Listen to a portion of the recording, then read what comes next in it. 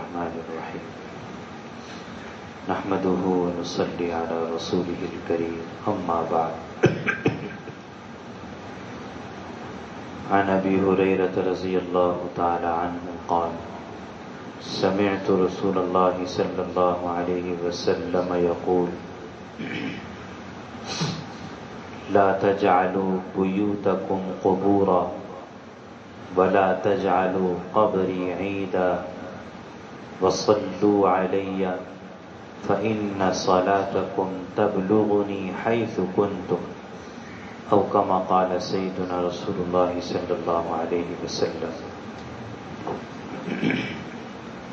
حضرت ابو ہریرہ رضی اللہ تعالی عنہ سے روایت ہے،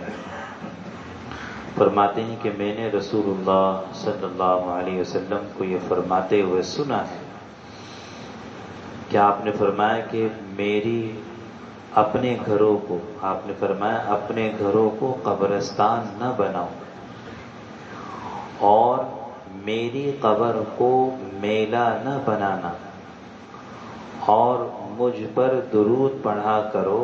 اس لیے کہ تمہارا درود پڑھنا مجھ تک پہنچ جاتا ہے، تم جہاں سے بھی پڑھ لیا کرو، جس دنیا میں جس جگہ بھی تم ہو وہاں سے درود تمہارا مجھ کو پہنچ جاتا ہے۔ اس حدیث میں رسول اللہ صلی اللہ علیہ وسلم نے 3 باتیں ارشاد فرمائی۔ پہلی بات یہ کہ اپنے گھروں کو قبرستان نہ بناؤ۔ اکثر شارحین نے اس کی یہی توجیہ لکھی ہے، اس کا یہی مطلب لکھا ہے کہ جیسے قبرستان میں قبر اللہ کی ذکر سے، عبادت سے خالی ہوتی ہے، قبروں میں عبادت نہیں ہو رہی ہوتی، ذکر نہیں ہو رہا ہوتا، ایسے ہی فرمائے کہ تم لوگ بھی اپنے گھروں کو اس طرح سے اللہ کے ذکر اور عبادت سے خالی نہ بناؤ، بلکہ اپنے گھروں کو اللہ کے ذکر سے، اللہ کی عبادت سے آباد کرو، معمور کرو۔ گھروں کے اندر بھی ذکر ہو رہا ہو، قرآن کی تلاوت ہو رہی ہو، نوافل کا اہتمام ہو رہا ہو، دعوت کے حلقے لگ رہے ہوں،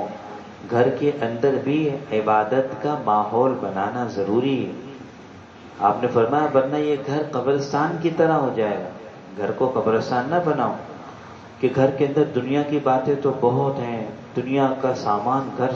گھر دنیا کے سامان سے بھرا پڑا ہے،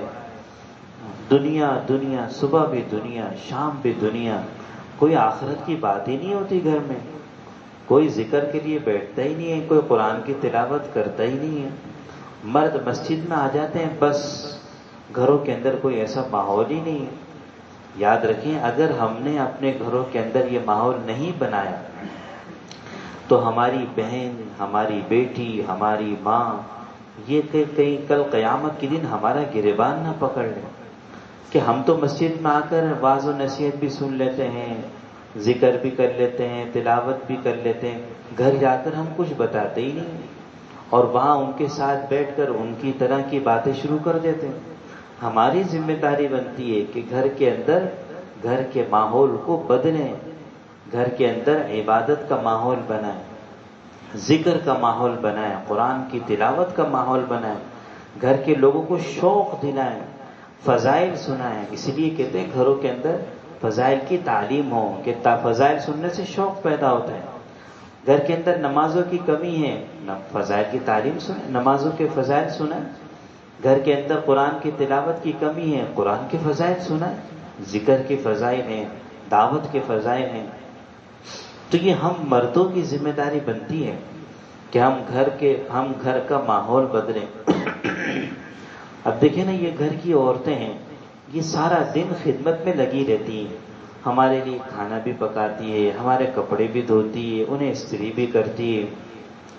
گھر کی جھاڑ صفائی بھی کرتی ہے، بچوں کو بھی سنبھالتی ہے۔ انہوں نے ہمارے لیے اتنا کچھ کیا اور ہم نے ان کے دین کی کوئی فکر نہیں کی، آخرت کی کوئی فکر نہیں، ہمیں پرواہ تک نہیں کہ یہ نماز پڑھتی ہے کہ نہیں پڑھتی، ہمارے بچے نماز پڑھتے ہیں کہ نہیں پڑھتے، ان کی آخرت کا کیا بنے گا۔ اللہ ہم سب کو اپنی فیملیوں کے ساتھ جنت میں اکٹھا فرمائے، اس کے لیے ہمیں اپنے گھر کے مستورات، گھر کی خواتین، اپنے بچے، بڑے، سب کی ہمیں فکر کرنی ہوگی۔ آپ گھر کے سربراہ ہیں، گھر کے اندر گناہ کی چیزوں کو گھر سے نکلوانا،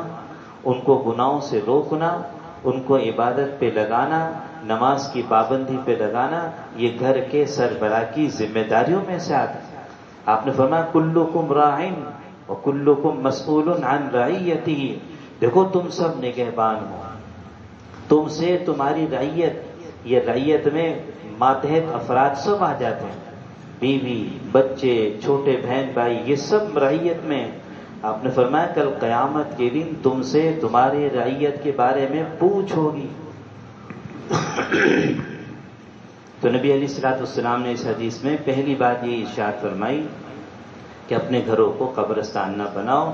گھروں کے اندر بھی عبادت کا، ذکر کا، قرآن کی تلاوت کا ماحول بناؤ۔ اللہ تعالیٰ ہم سب کو عمل کرے۔ اللہم لک الحمد